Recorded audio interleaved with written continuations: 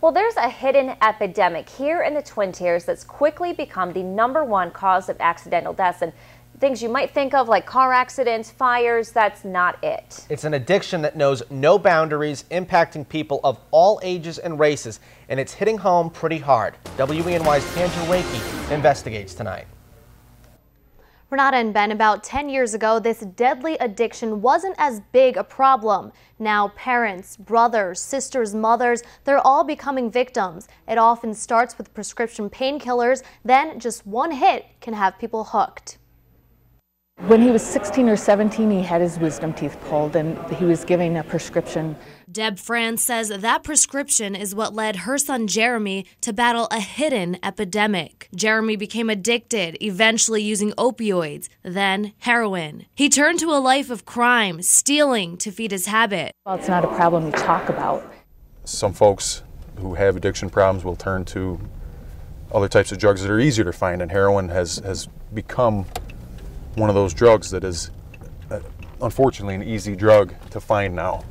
If you look at the pictures here, I mean, like this one, would you ever think that, oh, look at that little boy, he's going to grow up to be a drug addict?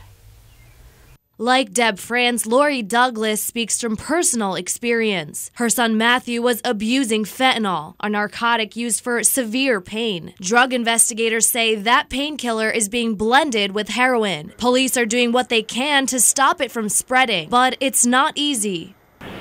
Commonly there's hidden compartments that have maybe like a RAM or something where you see a loose wire, you connect power to it and the RAM will actually open up and there'll be a compartment in there where they store their drugs. Mylea Buffo hid her addiction for 7 years, abusing opioids and heroin. She says it's a struggle to stay clean. I kept using because there was no way out of it. If you want to be sick with the flu for 3 months, that's what withdrawals are like. And it's constant every day. It doesn't stop. The only thing that stops is to use drugs. Recovery isn't easy. For Deb, finding help for her son wasn't easy either.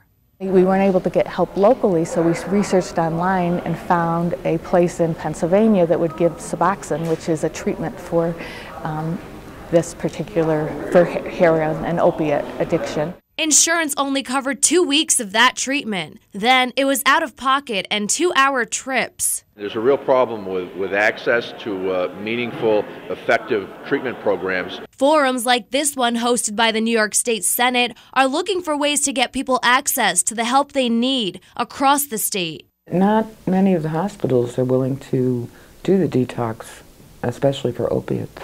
St. Joseph's Hospital in Elmira has 20 detox beds, seeing patients from as far as Rochester and Buffalo. I think we need more, and we only have, I only know of 5 or 6 doctors between here and Addison maybe who do Suboxone because you have to be specially licensed. Treatment can be costly. Deb used Jeremy's college funds to later pay for additional rehab. Relapse is part of recovery.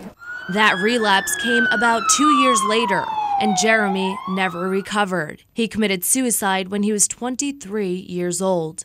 I really wanted to put a face to this epidemic, and I really wanted people to know it's not the one-parent families. It's not the people that have no money. This affects everyone. Some of the folks that were victims of overdose and victims of addiction have young kids.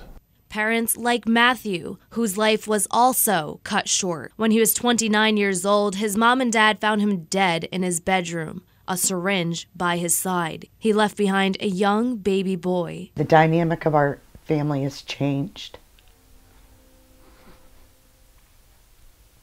I said I am like a puzzle and there was 3 pieces to me, my 3 children, and there's 1 piece missing, and it'll never be found.